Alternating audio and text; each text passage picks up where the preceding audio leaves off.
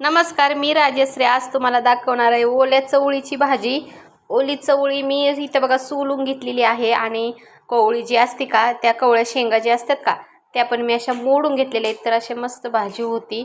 तर बघा मी त्याचे दाणे पण काढलेले आहेत आणि अशी कवळी मोडून घेतलेली आहे.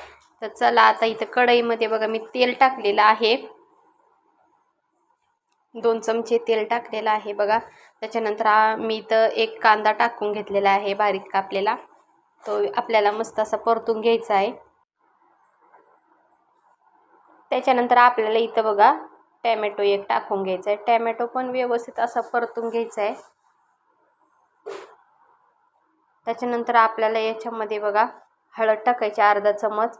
आणि मी इथं 2 चमचे कोल्हापुरी मिरची पावडर वापरलेली आहे. तर याच्यामध्ये मी दुसरं काहीच नाही टाकणार आहे.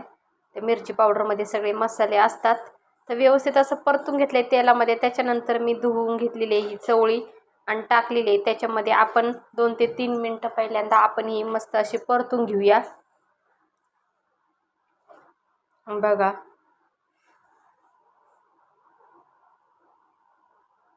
अशा प्रकारे आपल्याला ही तेलामध्ये परतून घ्यायची आहे.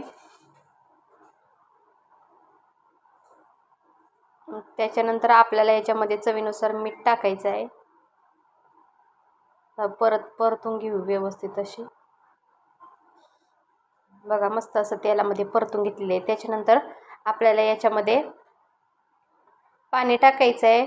ते जेवढं शिजण्यापुरतं आपल्याला पाणी वापरायचं आहे तेवढं टाकायचं, किंवा घट्ट पातळ कशी आपल्याला पाहिजे त्याच्यानुसार आपल्याला पाणी टाकायचं आहे. तर इथं बघा मी पाणी टाकलेलं आहे, 1 ग्लास पाणी टाकलेलं आहे इथं.